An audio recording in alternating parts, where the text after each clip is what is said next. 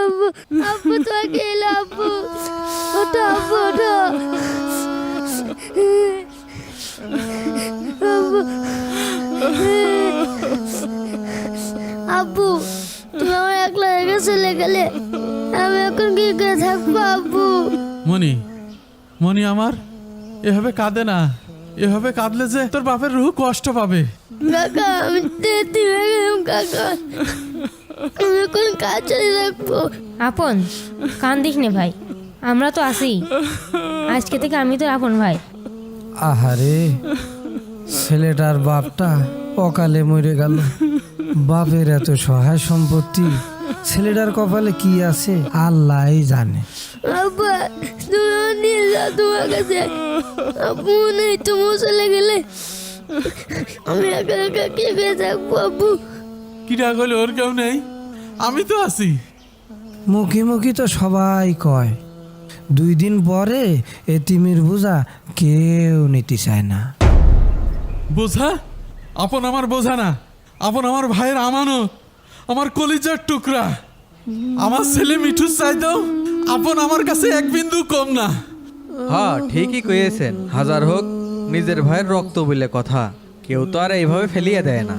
আজ এই গ্রামের মানুষ সবাই সাক্ষী থাকেন, আজ থেকে আপনের সব দায়িত্ব আমার। ওর বাপের স্বপ্ন আমি পূরণ করব। সম্পত্তির লোভে এখন তো দায়িত্ব নিভাই, মানুষের দেখানো লাগবে না। আমার ভাইয়ের সম্পত্তি আমার কাছে আমানত, আর সেই আমানতের সবচেয়ে বড় মালিক আমার এই ভাতিজা।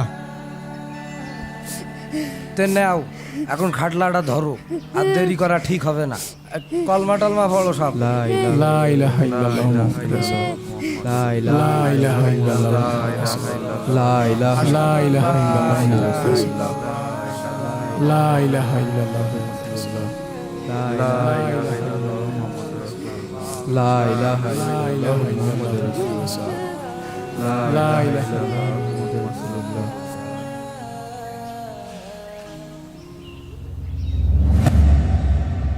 আমার আব্বু আমার জন্য কলর ডাল আর গরুর গোশত রাইন্দে নিয়ে আসে। আর আমার মা আমার জন্য কেক বানিয়ে দিয়েছে, খাবি তুই? না দেবো না। না ভাই তোমরাই খাও, আমার খিদে লাগেনি।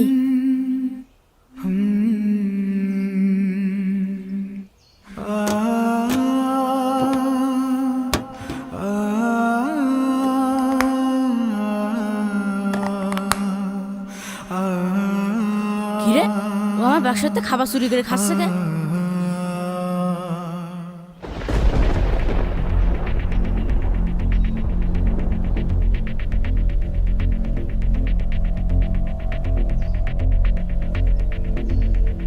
ওই তুই আমার খাবার খাচ্ছিস কে?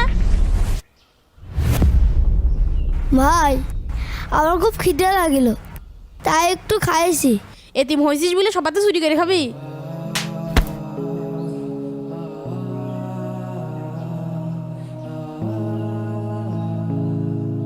ভাই ভাই আমি চুরি করে খাইনি ভাই, আমি তো।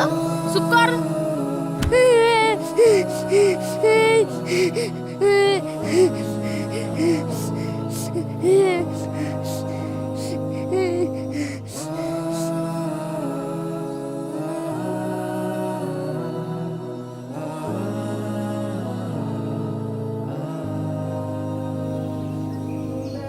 মা তোমরা 2 জনে চলে গেলে আমার একা একা থাকতে ভালো লাগে না মা।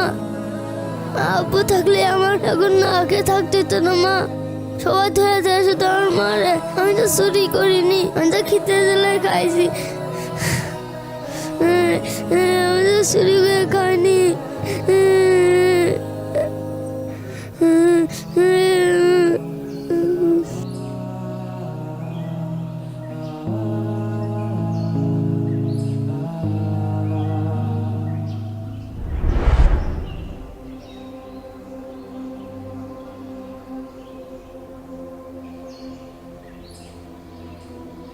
এই সোনামণি, একটু এদিকে আসো, শুনে যাও তো।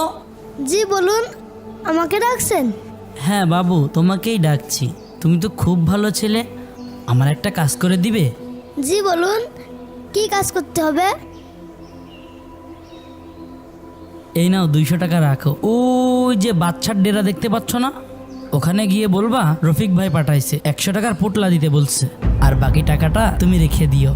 আচ্ছা ঠিক আছে, আমি এখনই নিয়ে আসছি।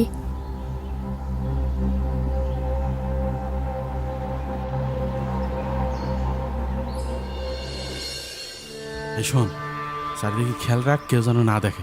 না ভাই, আশপাশে আর শোন, এমন এক প্ল্যান আঁকবো যাতে ভবিষ্যতে ও এসে জমির কোনো হিসাব কিতাবই না করতে পারে।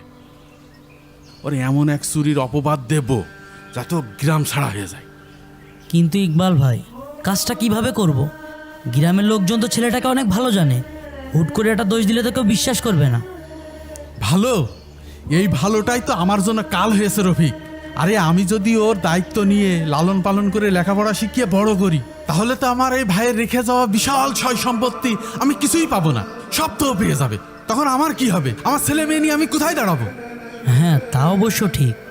শোন রফিক, ওর এমন একটা কলঙ্ক গায়ে লাগিয়ে এই গ্রাম ছাড়া করতে হবে, যাতে আরো কোনোদিন ফিরে এসে সম্পত্তির ভাগ না চায়, আর গ্রামের লোকজনের সামনে মুখ দেখাতে না পারে। তাহলে ভাই কি করা যায়? সাপও মরবে, লাঠিও ভাঙবে না, ওকে পোটলা কেচে ভাসিয়ে দেব। ঠিক ঠিক ঠিক। এই নেন আপনার জিনিস, তাহলে আমি বাড়ি গেলাম। দাঁড়াও, কোথায় যাচ্ছ? কি হয়েছে এখানে? আপন, তুই মাদ্রাসা বাদ দিয়ে এই নোংরা জায়গায় কি করছিস? ইকবাল ভাই দেখেন, আপনি দেখেন আপনার এই ভাতিজা, এইটুক মানুষ কি করে ও আমার কাছ থেকে এই গাজার পুটলি নিতে এসে, কত বড় সাহস ওর সাহস দেখে তো আমি পুরো অবাক ভাই। না চাচা, বিশ্বাস করেন আমি কিচ্ছু জানি না। এই যে এই লোকটা আমার আনতে পাঠাইছিল। সর্বনাশ! আমি ছেলেটাকে পাঠালাম 1 প্যাকেট বিস্কুট কিনতে, আর ও এইসব কি কিনে নিয়ে এসেছে? ছি ছি ছি, এই বয়সে ছেলেটা তো পুরোটাই নষ্ট হয়ে গিয়েছে। না চাচা, বিশ্বাস করেন আমি কিচ্ছু জানি না। এই দেখেন প্রমাণ, দেখেন ও কি কিনে নিয়ে আসছে, দেখেন। ঠিক আছে, চল, তোর আজকে মজা আমি বের করছি। বাড়ি চল আগে। শয়তান, যাবি না মানে? তোর ঘর যাবে, তোর বাপ ভরে বেঁচে গিয়েছে, আর এই নেটা আমার ঘরের উপর পড়েছে। হাট, তোর পিছনে আমি বহুত চাকরি করেছি। আর না, এইবার তোর এতিম খানায় থিয়ে যাবে। এই মন যাচ্ছি, তোর আজকে ছাড় নেই। হাট তাড়াতাড়ি, তো যাবি না মানে? পাইন দিয়ে আমি এখানে গেলাম। তোর একদম ফুটিয়ে থিয়ে যাবো এখানে। যাবি না মানে? তোর এখানেই থাকতে হবে। শয়তান, এখানতে যদি পালাস তোর ঠ্যাং ভেঙে ফেলে দেবো। কই হুজুর, কই হুজুর? আমার দামাদামি করছিস কেন? কোন যাবি তুই? আসসালামু আলাইকুম। কি হয়েছে বাবা, কাঁদছো কেন? হুজুর, ওকে আপনার এতিমখানায় ভর্তি করতে হবে। এই নেন কাগজপত্র। আপনি ওর আপন চাচা হয়ে এতটুকু একটা মাসুম বাচ্চাকে এতিমখানায় কেন দিতে চাইছেন? ওর দায়িত্ব তো আপনার। ওর বাবা মা নেই, কিন্তু আপনি তো আছেন। দায়িত্ব নিশ্চয় বলেই তো এখানে রেখে যাচ্ছি। ও যে কি সাংঘাতিক কাজ করেছে সেটা আমি জানি আর আল্লাহ জানে। আমার বাড়িতে আমি কোনো চোরকে জায়গা দিতে পারবো না।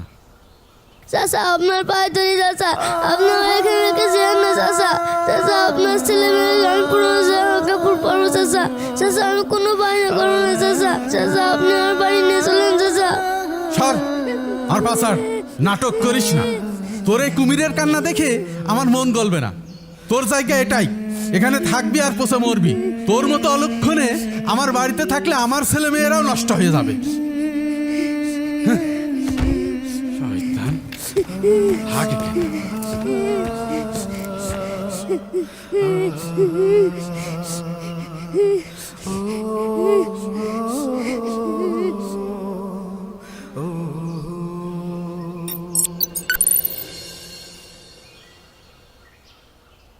যাও, এখান থেকে বের হয়ে যাও, আর কোনোদিন যেন তোমাকে আমার এই বাড়ির ত্রিসীমানায় না দেখি। এই নাও তোমার জিনিসপত্র। তোমার এই জ্বালা যন্ত্রণা আমি আর সহ্য করতে পারছি না। তুমি এখনই এখান থেকে চলে যাও।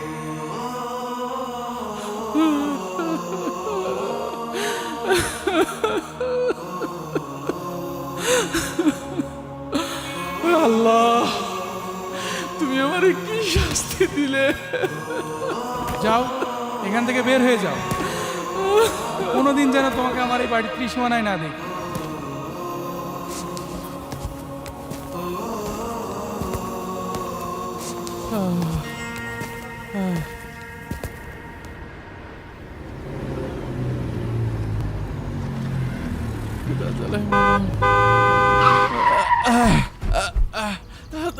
দাঁড়াও দাঁড়াও।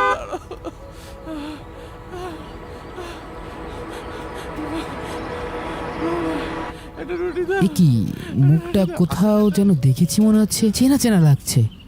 ভাই ভাই একটা রুটি দেন, আমি 5-6 দিন কিছুই খাইনি, খুব খিদে লেগেছে। এ তো আমার চাচা। আপনি আপনি আমার চাচা না? আপনার নাম তো ইকবাল। কে চাচা? আমার তো কিছুই মনে নাই, আমার মাথায় আঘাত লেগেছিল। মনে নাই? আমি তো আপনার বড় ভাইয়ের ছেলে। ওই যে 12 বছর আগে আমার বাবার জানাজায় আপনি বলেছিলেন আপন আমার কলিজার টুকরা, তারপর মাদ্রাসায় পাঠিয়েছিলেন, তারপর তো আমাকে এতিমখানায় ছুঁড়ে মারলেন, মনে পড়ে? তোর ঘর যাবে, তোর বাপ ধরে বেঁচে গিয়েছে, আর এই নেটা আমার ঘরের উপর পড়েছে। হাট, তোর পিছনে ভূত চাচ্ছে। আর না, তোর আজকে ছাড় নেই। হাট যাবে। হুজুর, দাদাদাবি করছিস কি? কোন যাবি তুই?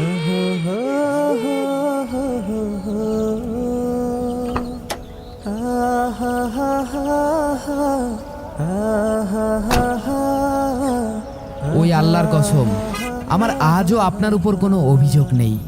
হ্যাঁ, আপনি তো আমার চাচা, আপনি তো আমারই রক্ত। আজ আমি যা, তা আল্লাহর দয়ায়।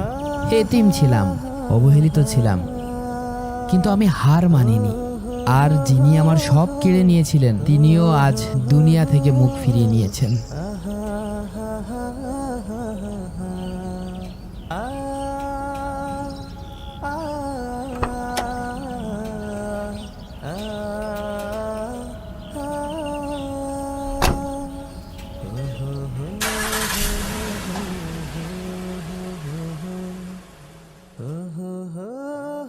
فأما اليتيم فلا تقهر।